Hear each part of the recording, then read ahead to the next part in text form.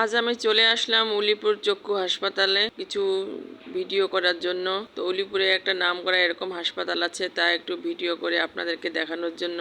আসসালামু আলাইকুম, কি অবস্থা আপনাদের, সবাই কেমন আছেন? এটা হচ্ছে উলিপুর চক্ষু হাসপাতাল, মানে হচ্ছে মরিয়ম আই হসপিটাল। এই হসপিটালটা এত সুন্দর, এত ভালো এবং চিকিৎসা এত ভালো হয়, এজন্য এই হাসপাতালটা একটু আপনাদের সামনে আমি তুলে ধরবো। উলিপুরের মধ্যে এই চক্ষু হাসপাতালটা নাম করা চক্ষু হাসপাতাল। এই হাসপাতালটা অনেক সুন্দর, কি পরিপাটি ঝকঝকে দেখতে পাচ্ছেন আপনারা সবাই। কোথাও কোনো নোংরা, কোনো কাগজের ঠোঙ্গা, কোনো কিছুই নেই।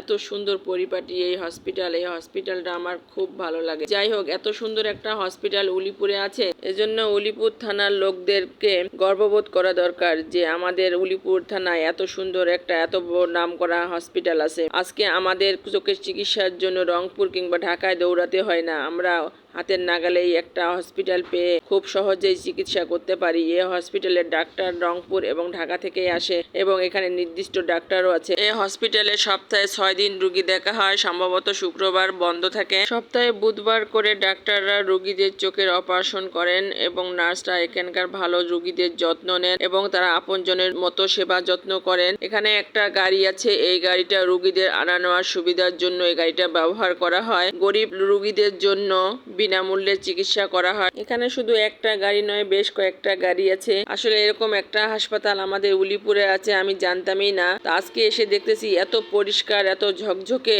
এত নিয়ম কানুন এই হাসপাতালের, তাদের দেখে মনে হচ্ছে যেন এত ভালোই হয়েছে, কারণ আমাদেরকে আর চিকিৎসার জন্য দূরে কোথাও যেতে হচ্ছে না। যারা গরিব রোগী তারা তো বাইরে যেতেই পারবে না, কিন্তু তাদের সুবিধার জন্য এখানে অনেক সুন্দর সুব্যবস্থা নেওয়া হয়। এখানে প্রতিটা কাজের জন্য প্রতি স্টেপে স্টেপে লোক নিয়োগ করা আছে, তাই সুশৃঙ্খল ভাবে চিকিৎসা করা হয়। আমি ভিতরে যাচ্ছি না, কারণ ভিতরে রোগী আছে, ডাক্তাররা আছে, গিয়ে গ্যামজাম করতে আর চাই না। তাই বাইরের দৃশ্যটাই আমি আপনাদেরকে দেখাচ্ছি। বাইরের দৃশ্য দেখেই তো আপনারা বুঝতে পাচ্ছেন যে হসপিটাল কত চকচকে, কত পরিপাটি, কত সুন্দর। বাইরে যেভাবে সারিবদ্ধভাবে ফুলের গাছ লাগানো, কত সুন্দর সিস্টেম করে, তাই দেখে মনে হচ্ছে যেন এখানে আমি একটু সুন্দর করে ভিডিও করি, একটু ছবি তুলি। আমি তাই অনেক সময় নিয়ে এখানে ঘুরলাম, ছবি তুললাম। বছর 3 আগে এই হসপিটালে আমি আমার মাকে চোখের জন্য অপারেশন করাইছিলাম। তখনই দেখলাম এরা রুগীদের খাবারের ব্যাপারে খুব সচেতন এবং এর রুগীদের সুন্দর কেয়ার নেয় নার্সরা এখানকার। তো এদের সম্পর্কে আর কি বলবো, আর বাড়িয়ে বলার আমার কিছু নেই। আল্লাহর অশেষ রহমতে আমার মা আজ অনেক সুস্থ।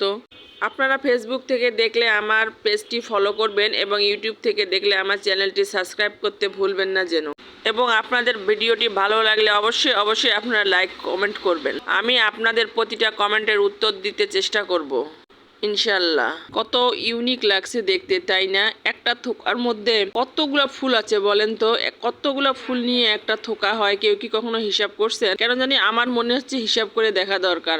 আল্লাহর কি সৃষ্টি, তাই না? আমি উলিপুরের সন্তান, উলিপুরে আসছি কিছুদিনের জন্য ঘুরতে। আমি উলিপুরে থাকি না, তাই মনে করলাম যে উলিপুরে কি কি জিনিস আছে একটু তাই আপনাদের সামনে তুলে ধরি। আমি যে কয়দিন ছিলাম এই কয়দিনে যা পেরেছি তাই আপনাদের সামনে তুলে ধরেছি। ভুল হলে ক্ষমা করবেন। আজকের ভিডিও এ পর্যন্তই।